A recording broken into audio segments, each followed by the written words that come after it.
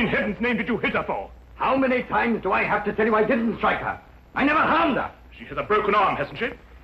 Maybe so, but it has nothing to do with me. You're finished. You know that. I am not finished. Confound it, man. My whole career is thrown into this election. Well, what do you propose to do? Pay her the money she asks? £2,000? Don't be ridiculous. Now listen to me, Geoffrey. The party's depending on your seat in the Commons.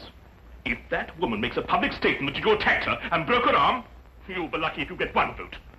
And it makes no difference that I happen to be innocent. Not a whit. In your position, an accusation is just as damaging as a conviction. You've got to withdraw. No. Very well. I'll do it for you. I'm going to fight for my very life. I know someone who might help me, even if you won't. You've got 3 days to clear this matter up or get out. On Sunday evening, I'm going to make a statement, one way or the other. I thought you were my campaign manager, not my accuser. 3 days, remember! Marriage Bureau. Idiot. So I went to a marriage bureau. She seemed a very charming sort of woman, cultured and good background and all that. Yes, but a marriage bureau? Yes, I've lived in the country for a long time now. I just never seem to meet any woman except the most ineligible and unattractive ones. I've been lonely these past few years since my wife died. This bureau seemed reasonable enough.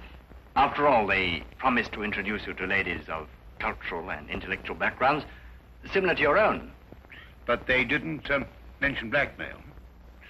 £2,000, you say? An impossible sum. Even if I were guilty, which I'm not. My whole career is at stake, Mr. Holmes. I think it might be a good idea to have a look into this marriage bureau. Don't you agree, Watson? Yes, I'd say so. I simply can't believe Mr. Oliver, he's the proprietor, could be involved in this. And you say you have 3 days to pay or disprove the accusation, eh? Yes, Mr. Holmes. It's not very long, I know. It isn't getting any longer. I suggest that Dr. Watson and I start our investigations immediately.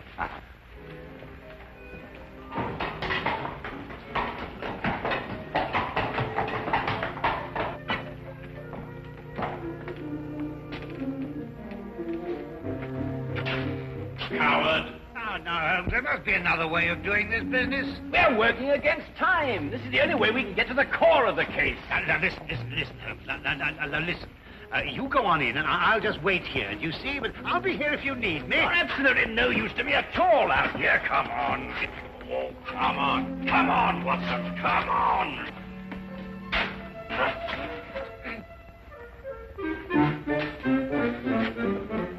Good afternoon, Constable. Beautiful weather we're having, eh?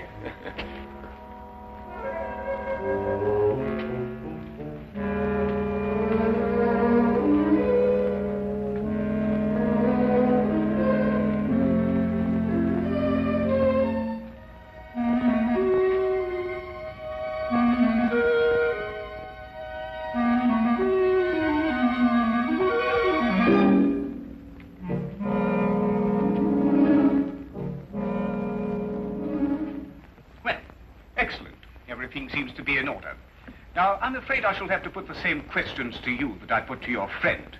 I realize they're rather personal, but it's the only way we can be certain that all clients are protected and properly matched. Yes, right. I can understand that. Now, about your financial situation. Well, this is all routine, you understand.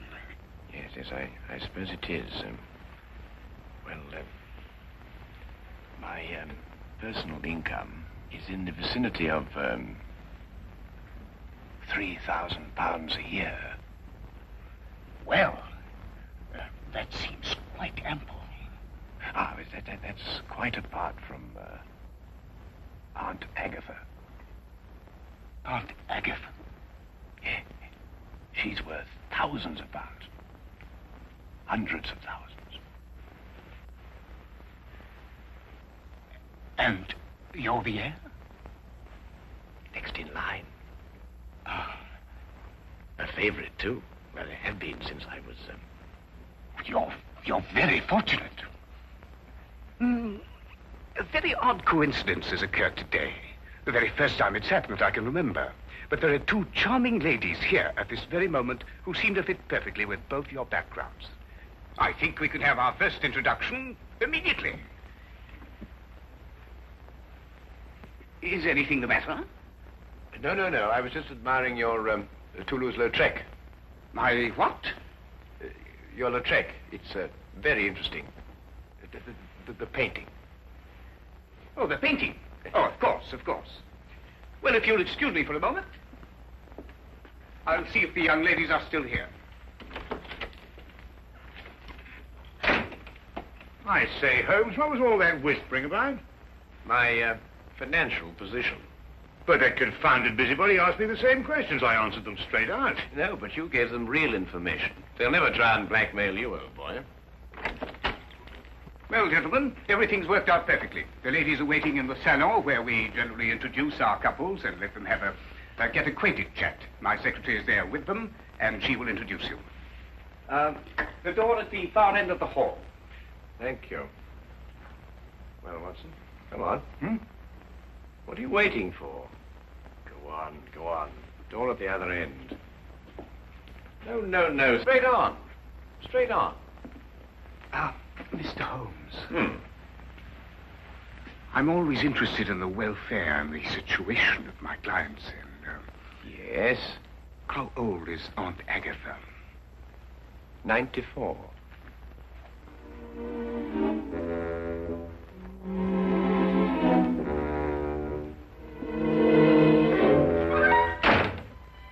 Tell me, Miss... Pamela. Oh, that's a charming name, perfectly charming. Now, tell me, Pamela, do you prefer living in the country or do you like living in London, huh? Oh, I like living in the country best. Do you really? Well, so do I, as a matter of fact. I love the country. The thing I like most about the country, I think, is the early morning ride. Really? Yes. Do you ride? No. Oh, pity.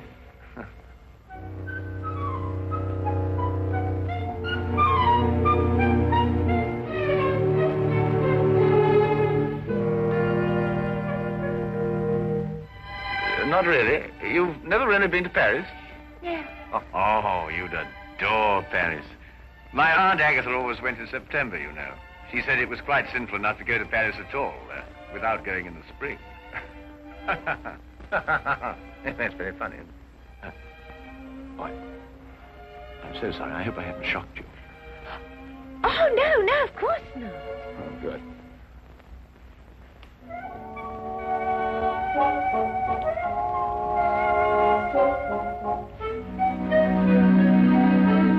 And Sir Charles was furious, of course. Well, he hates to lose a wager. But did he pay you the £500? Oh, of course, on the spot. Why wouldn't he? Why don't you say something? You have very pretty eyes.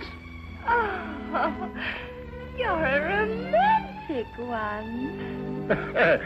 Oh.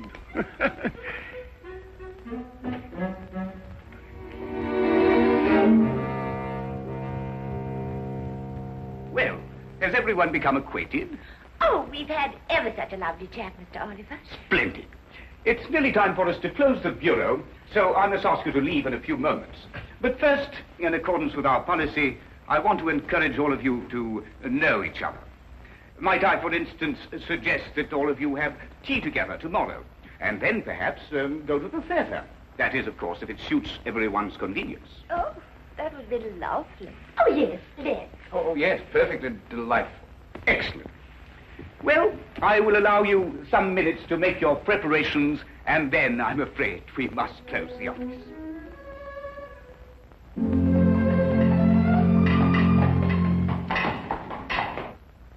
Well, I've seen it through, Holmes. What do you make of it all? Nothing I didn't expect to. We were merely planting seeds, Watson. Planting seeds. Yes, it's my theory that if Oliver and the others are blackmailing, they're choosing their victims pretty carefully. However, I hope that at tea time tomorrow we'll be able to obtain more evidence in support of my theory. The trouble is that our client can't wait very much longer.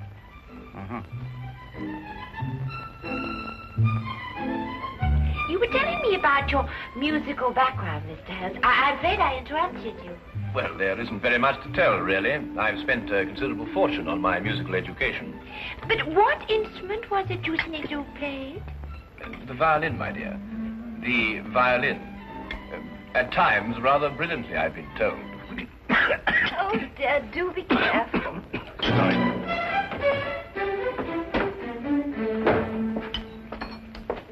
Followed you this time. Oh, Charlie. Oh, no, Charlie. I beg your pardon? Holmes. Oh, no, don't. Stay out of it. Don't. Oh. Wait a minute. So, you're the one.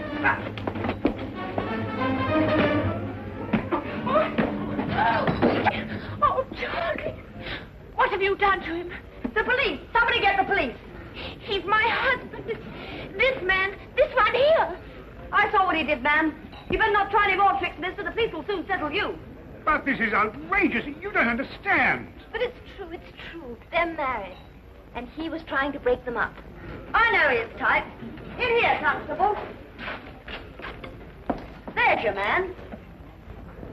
Holmes, why don't you say something? You can't let a thing like this happen to you. We've fallen very neatly into their trap. Don't you agree, Watson?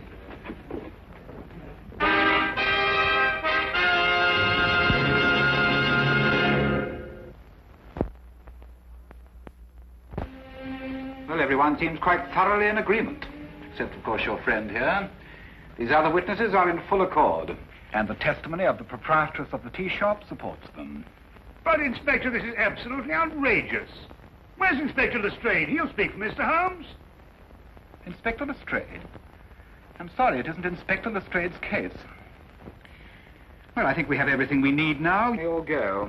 Except, of course, Mr. Holmes. He's under arrest.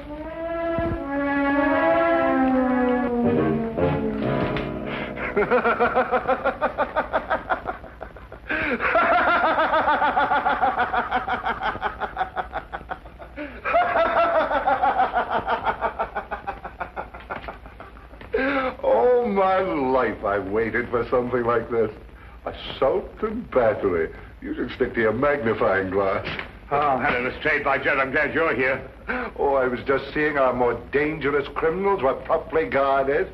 You were right, Holmes. Oliver called on me and told me that for £4,000 this case would be quietly dropped. Why, he's insane. He's not insane, wasn't he? Just greedy. No, he's insane. He kept on saying that he was sure Aunt Agatha would fix it. Aunt Agatha, £4,000? What are you talking about? Well, I'm not sure myself. Well, listen, Watson, now that we know where to look, we can take them quickly. Only you've got to let me out of here, Lestrade. Why, what's the matter, Holmes? This is one of our more comfortable jails. Listen, Lestrade, a man's life is involved in this. Jeffrey Bourne, candidate for Parliament. He's been blackmailed by the same group. We can stop them now, only you've got to let me out of here. Well, I didn't know it was serious. This isn't my case. I'll have a word with Mason. He's senior arresting officer in this job. He's the only one who can let you out of here without a court order. I'll see him right away. Well, hurry up, Lestrade. Jeffrey Bourne has only got until 7 o'clock tonight. But you will release Holmes. No, I won't, Holmes. Now, look here, Mason. I've known Sherlock Holmes for a very long time. I know him as a valuable colleague. If he says this marriage bureau is a fake, if he says they're blackmailers, then undoubtedly they are blackmailers. But there is no case of any kind against the marriage bureau, Lestrade. If one arises, I'll investigate it. But I will not jeopardize my position by taking such a step without cause. As for Mr. Holmes, he has been formally accused, and the number of witnesses more than justify an arrest. All right, Mason. But this is outrageous, Lestrade. Didn't you explain? Everything, Dr. Watson. Right. I'll handle this case myself. You, Dr. Watson? Unless you care to come in and help me. Well, I'll do what I can, of Look, course. Watson, there's only one thing to do. You must break into Oliver's office, go through his private files and everything. There must be further evidence of their activities. Break him? That's against the law.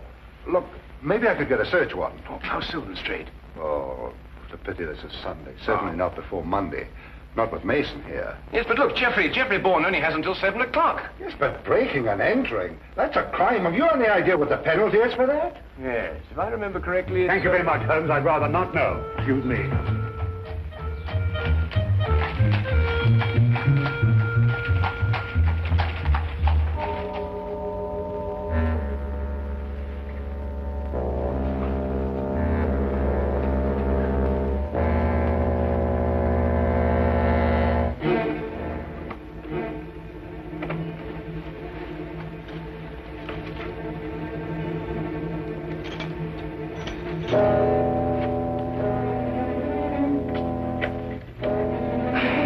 I just had to come and see for myself, Mr. Holmes. I couldn't believe it.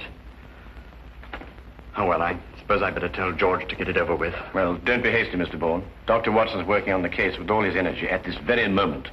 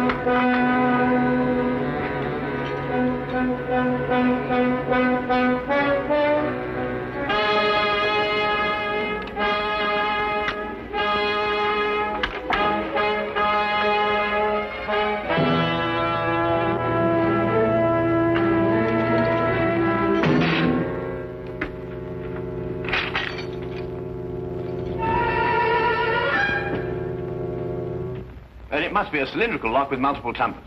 And that's quite a different story. Each of the tumblers operates at a different height. It's an absolutely tremendous task, Watson. Well, what are we going to do? Well, there's only one thing for it. Smash the lock, of course. Why, of course. Smash the lock. Lestrade, if you had blackmail records to keep, and they might be dangerous, where would you hide them? Let me see. Well, blackmail's liable to turn into a running game at any time. I suppose you'd want them to be portable. That's good. That's perfect. I want you to go after Dr. Watson immediately. The office? I couldn't. Tell him to ignore the files. Tell him to take all the paintings down off the walls, open the backs, and tear them apart if necessary. Paintings? Yes. Oliver's office has one wall covered with paintings, mostly Lestrade, and he hadn't even heard of him. Well, neither have I. Oh, go on, hurry, Lestrade. Go on.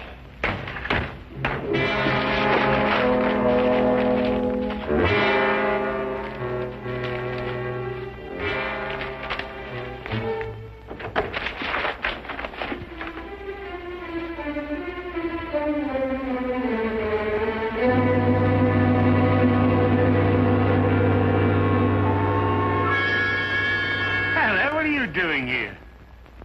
But you gave me a start. I gave you a start. Look, Holmes says not to bother anymore about the files. What? No, he says try looking behind these pictures. Looking behind... Here, you try that. Nonsense.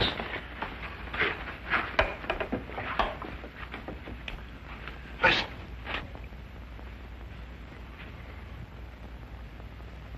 Oh, really, Lestrade. This is nerve-wracking enough without you beginning to hear things.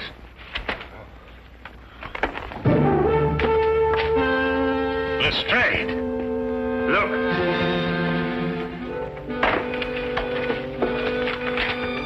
That's it. I just spoke to Mr. Holmes. He said he'd be sure to have something by 6 o'clock. I hope so, Jeff, for your sake. I hope so. Your eyes are not so pretty.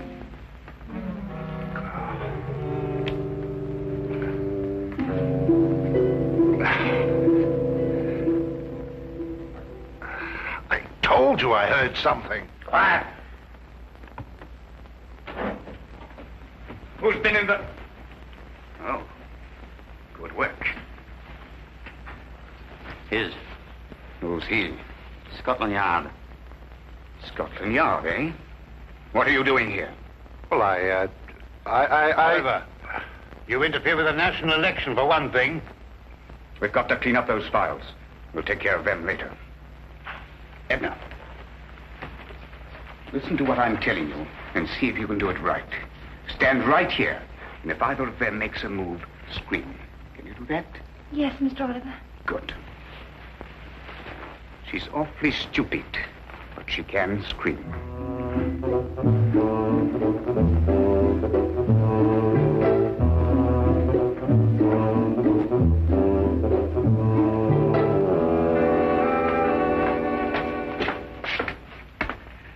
All right, Mr. Holmes, what's the meaning of this message? It refers to a blackmail gang operating through a marriage bureau. I've heard that accusation before, but so far I've seen no evidence to support it. Inspector Lestrade has evidence? Inspector Lestrade? Yes, he's already set out for the marriage bureau to make a clean arrest of the entire gang. But it isn't Inspector Lestrade's case. If he had evidence, he should have brought it to me. Well, I thought of that. Anyway, he went, and according to my calculation, he should have been back by now. However, I think he may have run into some very serious difficulties. There are strict regulations regarding such things.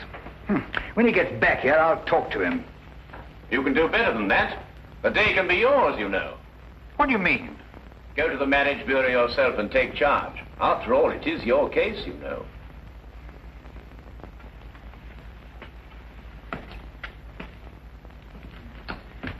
Order a squad of men to get ready. Have them meet me at the side entrance in 5 minutes.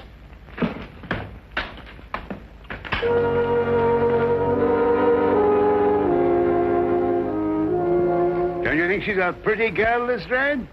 What?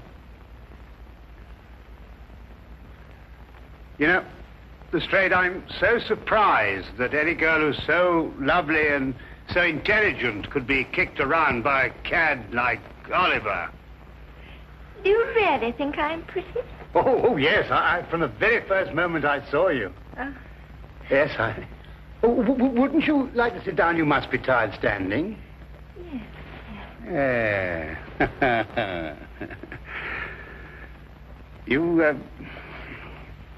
You... Yes? You have the most lovely hair. Oh. Really, it's... I wonder... My hands are awfully uncomfortable. If you could be a dear and ease them a little, could you? Oh, something amusing? I know I'm stupid, but not that stupid.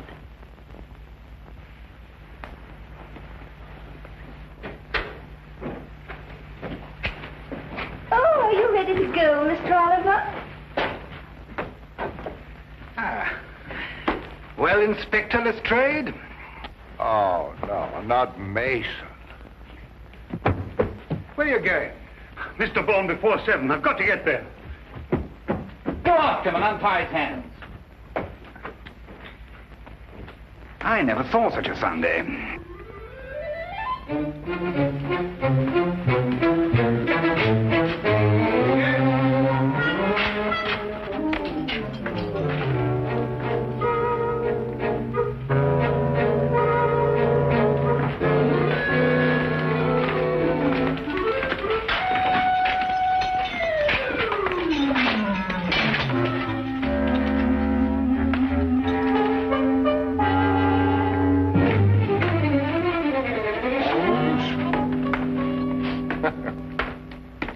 You told Inspector Mason.